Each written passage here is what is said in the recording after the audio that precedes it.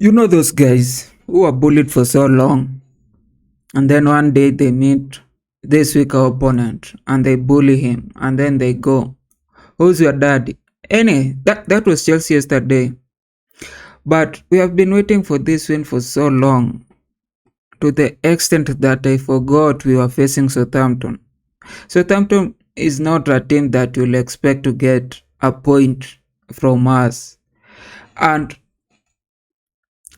just us fearing that Southampton will get points from us just means how we lowly rate this team. Like, as fans, even other pundits, even other people, like, we don't rate Chelsea the same way. Like, how can we, of all the teams that just go to a match facing Southampton? Southampton is playing so poorly, losing a lot of points, conceding a lot of goals, and think that they have a chance, and it's at Stamford. Like, Maresca's really, but it's not even Maresca, because we are in position right now. We are in position 4. Before the game, we're in position 7, and watching just being at that position at this time. Even last year, we were not at that position at this time. We were, I think, 8 or 9. Like, Maresca made us believe that we are contending for the title, and then it just dropped, and that's why we feel like we can lose every other game, which should not be. That should not be the case. Anyway, about the game yesterday, like, again, it's Southampton, so everything is relative. Like, I can't just come here and say like we are back as if we were facing Man City or we were facing Real Madrid. No,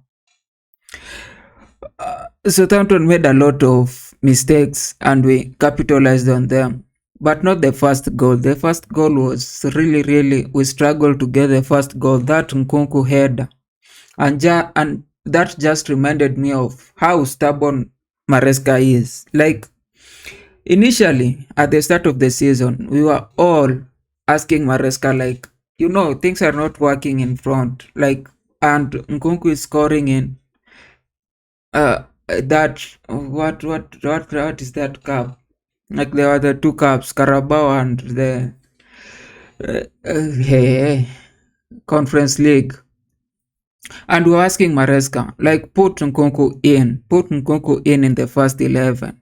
And he was like, no, I'm not putting him in until we get the injuries. And now Nkunku goes in the first 11, he performs poorly. And we were all out here criticizing, like asking Maresca, can't you see the person who's performing this? Like, put him out. Like, we need to sell him. Probably that was emotional, but it was justified at that point. But it's like Maresca was listening to us and saying, you don't know me. Like, whatever you say, I do the opposite. And sometimes it messed it up, and you are all arms on Maresca, telling him, you know what, you are not changing, you should go. But this is one, like, thing that has worked out, and I know that Maresca, wherever he is just shitting on us. Like, he's telling, like, if he had done something like this, like a podcast, like an interview, he'll be coming here and saying, you are not coaches, I'm the coach. Learn from experience. Of course, we are learning a little by a little. We are not at loggerheads, but we will be if you do whatever you want to do and it doesn't work. That's how this thing goes. Like, if you have to do the thing that is like different from other people, you have to make sure that it works. Yesterday, Nkunku worked. He had a goal, he had an assist. He played so well. Another person, Cucurella, got a goal. Colwell got a goal. Pedro got a goal. And that is the beauty of that game. That, to an extent, and I'll bring in Palmer, because for a long time, we have been always depending on Palmer to get the goals. Now, to have this team where everybody, you have two defenders scoring, you have a winger and a striker scoring, it just shows that, of course, if you remove the Southampton part, it just says this a game. Like we have two defenders scoring, a striker, a winger scoring. It just highlights that we are dangerous at all fronts. At all fronts, like we can hurt you at the penalty, we can hurt you in free kick, we can hurt you by just counter-attacking or playing. That is what this symbolizes. It's different from when we go into a match and we expect Palmer to get the goals, because in this game Palmer was really out of it. Like he got like a one on one. This is the second time he had a one on one and he missed it. He should just have passed it to Ngongo, but he tried to hit it and hit the goalkeeper, which is very unlike him. And it is not just that chance, he got a lot of chances. By the time, like I was watching here and feeling like 10 games ago, that would be a Palmer's hat trick, but right now it's not giving. And the problem is that sometimes, probably, people may call it selfish, like when you lose but the team is winning, when you don't score, when you don't play well but the team is losing, and you are disappointed in yourself, or you want the team to win after you have helped it. It can be selfish to other people, but to other people it can show that you are taking responsibility. That at some point you feel like, if I don't perform so well, if I don't put my all, if I don't do this and this and this and this, it will be a disgrace to the team, to the fans, to myself, and how these people have been carrying me. But all those are subject to interpretation. Sometimes people think that we are always babysitting Palma. I've said all through, even my last video I was saying that we are not babysitting anybody. Like if he has to go to the bench, we will agree. The problem is probably Maresca thinks that if he takes somebody, and it's part of man management. If you have ever been to a coaching class or to a coaching school or talked to some coaches, and they'll tell you that man management is one key factor in coaching. Like man management is one thing that is very essential to your coaching. Forget the tactics, forget, because sometimes you just buy good players, and good players just do good things. Like you give them direction and they just execute. You don't have to keep telling them like pass like this, do like this. Like you just tell them that, okay, this is how you are playing. What do you want, coach? We are going long today, and they'll just do long. You wake up and tell them like, stop that long thing, we are going to pass, and they'll start passing. And it doesn't need a lot of thinking, a lot of coaching, a lot of tactical play, a lot of you run here, run here, run there. Now, with all those kind of players, the thing you can do is manage them, like know when to motivate them, know how to push them. Don't push them too hard, don't push them like a little, don't be lukewarm in your pushing.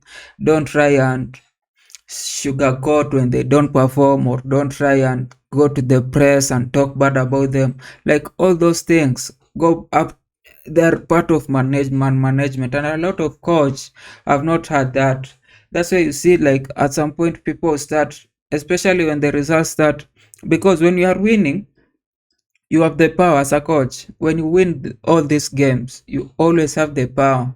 Like nobody can question you. Like you can tell a person, you can tell a star like to go to bench. Like when Pep was doing, like he will take anybody to bench. He will take De Bruyne. At some point they were fighting, but he will take anybody. He will take Aguero to bench. He will take De Bruyne to bench. He will take anybody to bench, and they will not question him because he's performing. It just means that the decisions that he's making are right. All those decisions he's making are right. Now, when you stop winning, like when Maresca was doing, when you start losing certain games, when you start drawing games that you will win or lose games that will draw and win, now you start facing all this because now everybody can make a claim, like everybody can see like, why are you playing that somebody? I can play better than him. Why is he not scoring?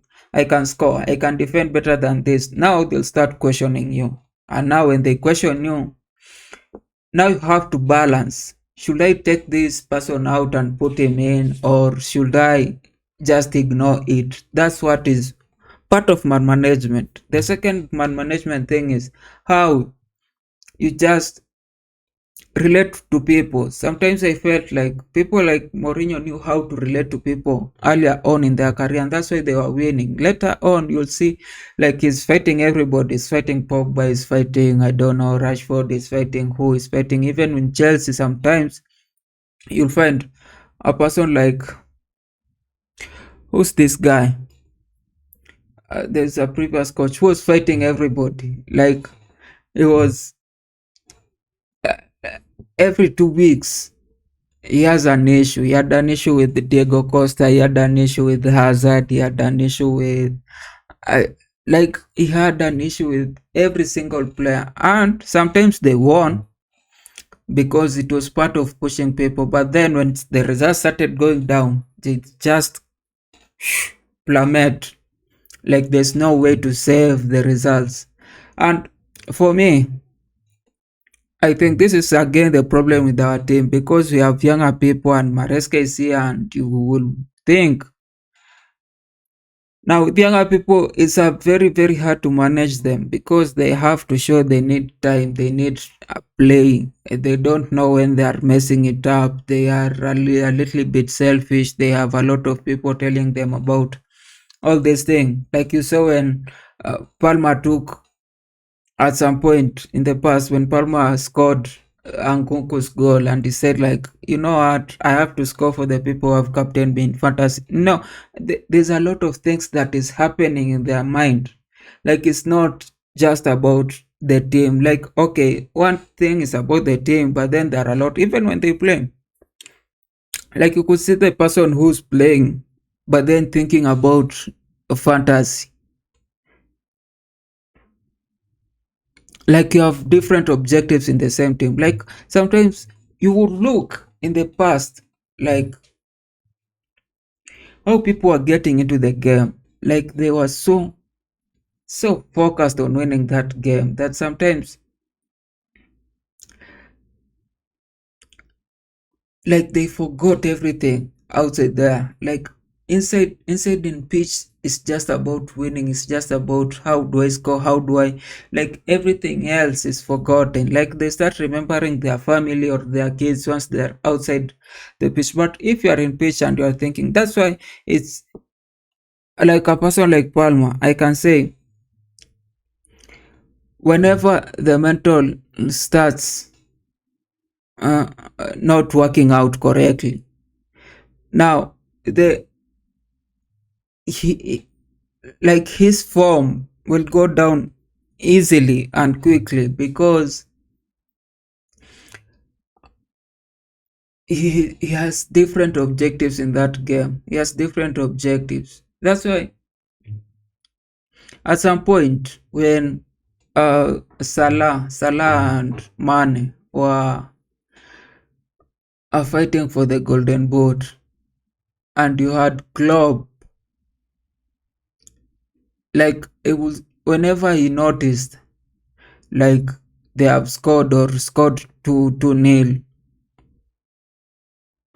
like they have a certain goal difference, and now you see at the wingers, you see how Mane behaves, you see how Salah behaves, and you feel like now they have put the team aside. Now they just want to score for themselves. Like now they're just fighting for the golden boot. It's not even about winning. Like this person would want, they can slide on a goal that Salah is scoring, and then Mane just slides and clear it, or tries to score it himself, because the objective has turned from winning the game to getting the golden boot. And on those occasions, he will start subbing them. Whenever they went in front, he probably will sub. He used to sub Mane a lot. And Mane was angry. I think that's why he even went to Bayern. But it's all part of what happens in a player's mind. And now, if you're a good coach, you will know how to manage the situation. A lot of coaches are people like Cancelotti have been so good at managing the situation. Some don't, and it just comes to experience. With this our team, I'm not sure because I feel certain players just like Maresca sometimes is hard on certain players, sometimes it just talks like the previous time he was telling that like yesterday, like when people are really shouting at Jorgensen because he was just holding the ball for too long, like he was holding the ball for like 30 seconds, 45 seconds. If no Southampton player was coming at him, and now people are shouting. And when he was asked in press conference, he was saying like if he had like hit the ball like long ball, gone long, like he would have subbed him. Now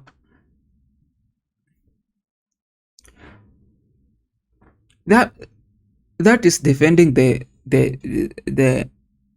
keeper, but the keeper is following the instruction. But I'm so sure it's just talking like that because we have won. If we had lost that ball, if we had lost that game, I'm sure he'll have a different,